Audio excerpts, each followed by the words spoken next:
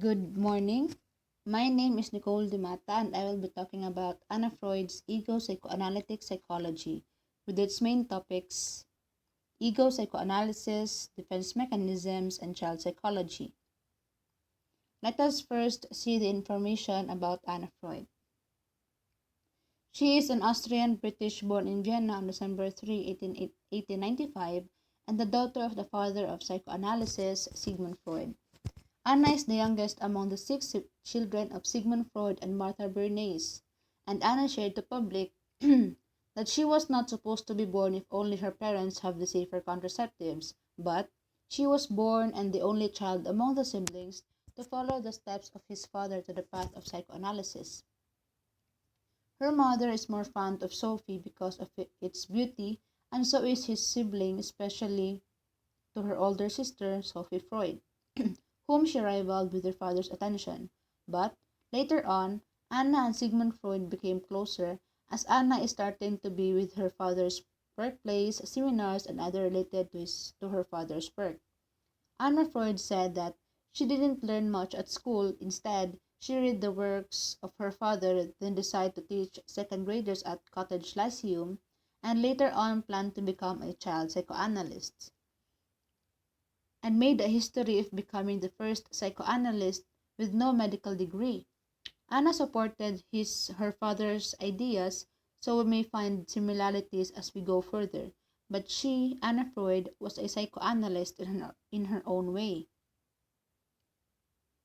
The concept of id and ego and superego has already been discussed, so I will be moving forward.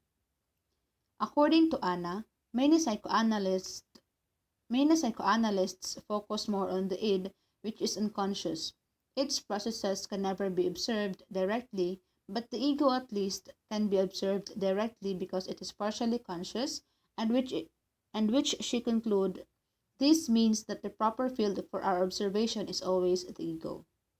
Ego is observable, but this does not mean that a person's behavior is completely observed because ego is biased, since it is trying to hide and repress the impulses of the id from the external world and allowing itself only to be seen. Also, the id would love to go conscious, but the ego is always preventing it, but the id won't stop and it is just waiting for the right timing to surface. Psychoanalysts disturb the internal peace according to Anna Freud. Now, if a person who is psychologically suffering and sees a psychoanalyst, the unconscious will become conscious. A psychoanalyst is a friend of the id because, as mentioned, the psychiatrist would bring the unconscious to consciousness, and that is what the id wanted. So is the unconscious part of the ego. Also remember that the ego is both conscious and unconscious. So in contrast to the conscious ego, it sees the psychiatrist as an enemy because the psychoanalyst would help the id to be conscious, and remember that the ego will always try to prevent the inappropriate impulse of the id to the external world. In order for the ego to repress the impulses of the id, the ego attempts to keep the conflict and basis of the conflict hidden deep down the iceberg, and the ego alone cannot easily resolve the conflict that develops into anxiety, which is caused by the id. So the defense mechanism is used up front. The concept of defense mechanism was first introduced by Sigmund Freud, but Anna Freud, her daughter, elaborated it through her book The Ego and the Mechanisms of Defense. There are many more defense mechanisms, but now we will just focus on these 10 defense mechanisms that were proposed by Anna Freud. We will now start by regression. Regression is when a person is facing a difficult or stressful situation. To cope up, the person will retreat or may regress by showing the behavior back to our early stages of development. In the psychosexual development of Sigmund Freud, it was mentioned that people can be fixated on one developmental stage that had been through. I think all of us experience the fear of being a grown up. An example, an old man person having anxiety to old age may regress its thoughts by doing things like dating young women, going to the club, and other lifestyle he had been when he was in his teenage years.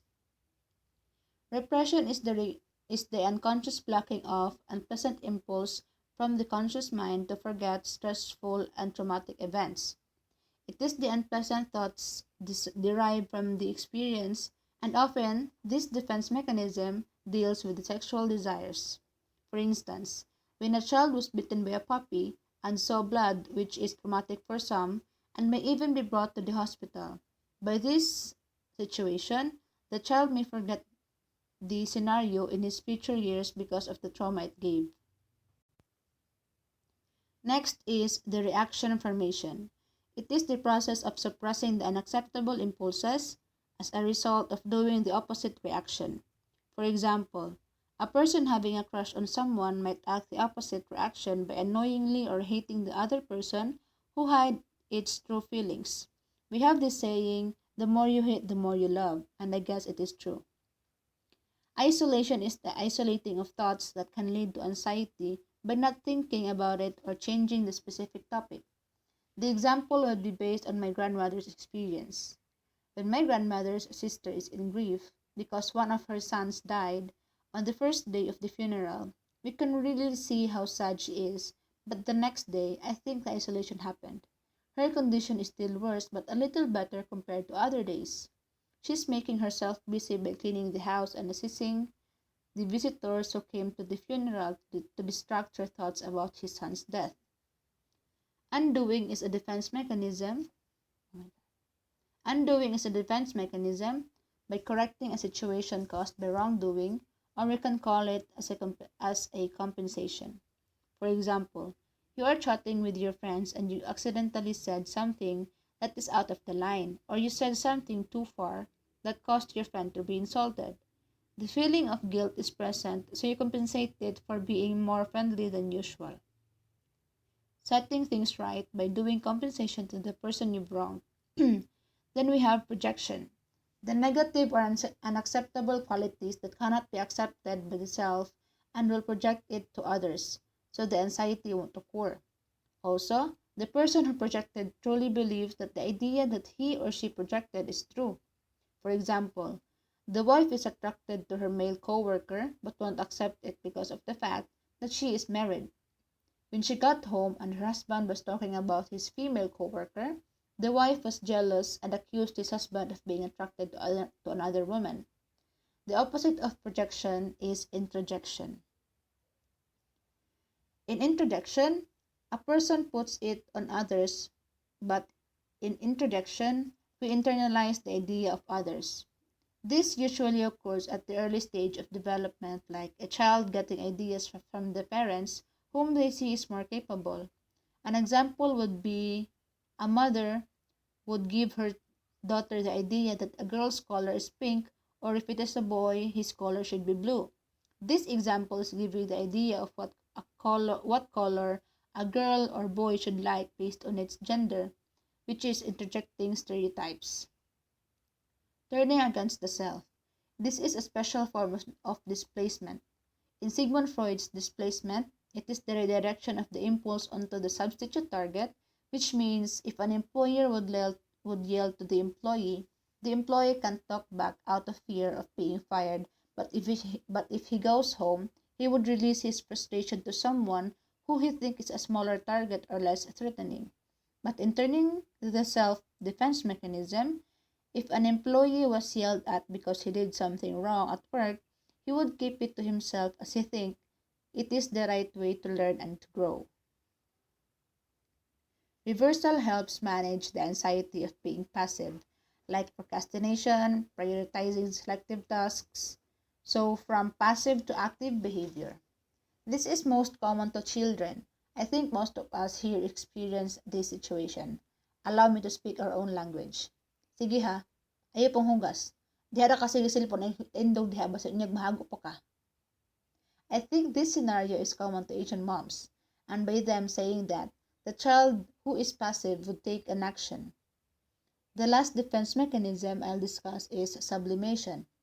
It is similar to displacement or the mature type of displacement because it sublimates impulses to be socially acceptable, not to offend, but, for example, People who are aggressive, hustle, or macho can engage to boxing or can do martial arts to sublimate the action to be socially acceptable.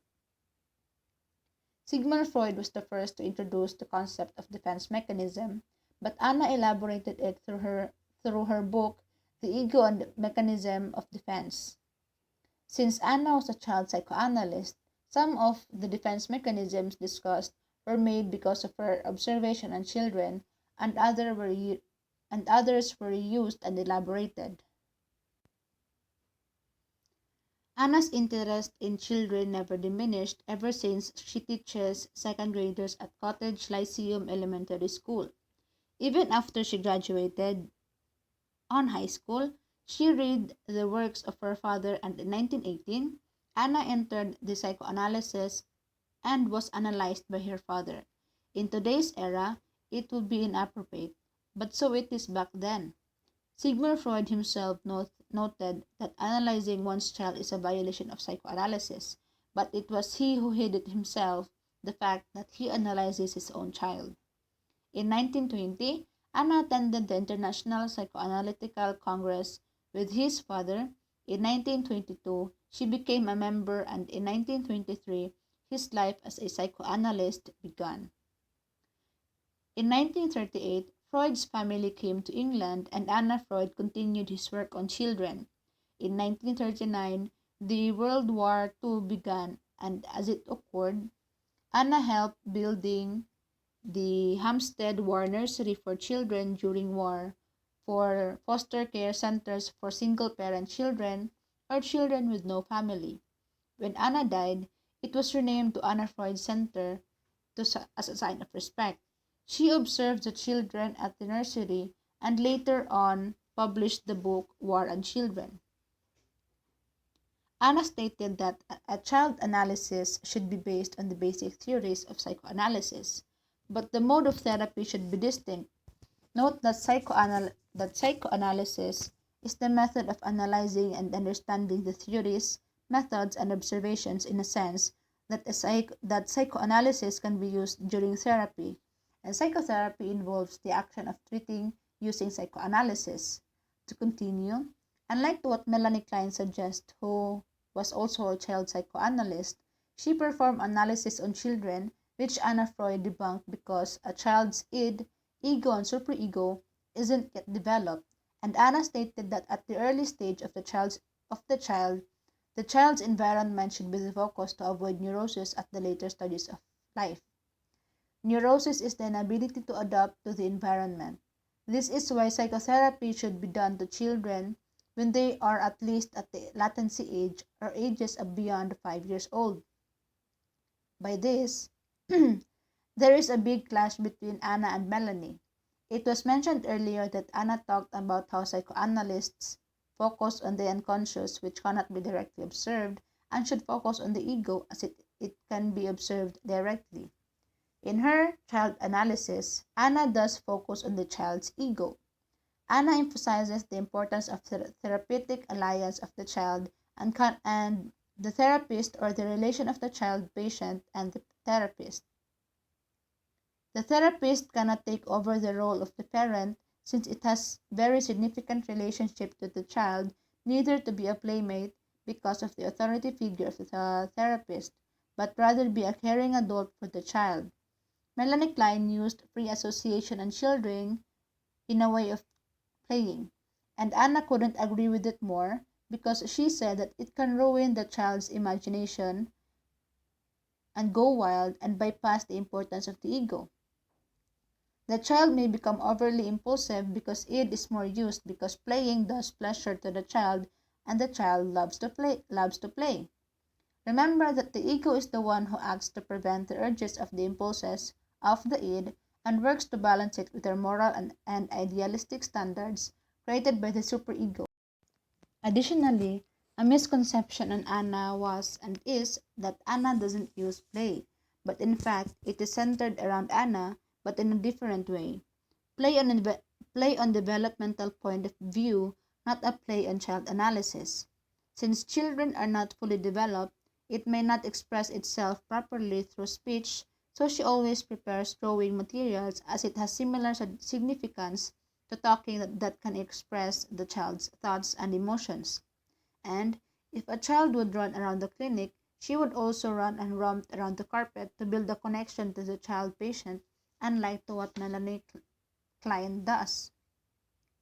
Melanie observes the child and interprets, but what Anna wanted is to play with them while observing and interpreting, not just observe and interpret.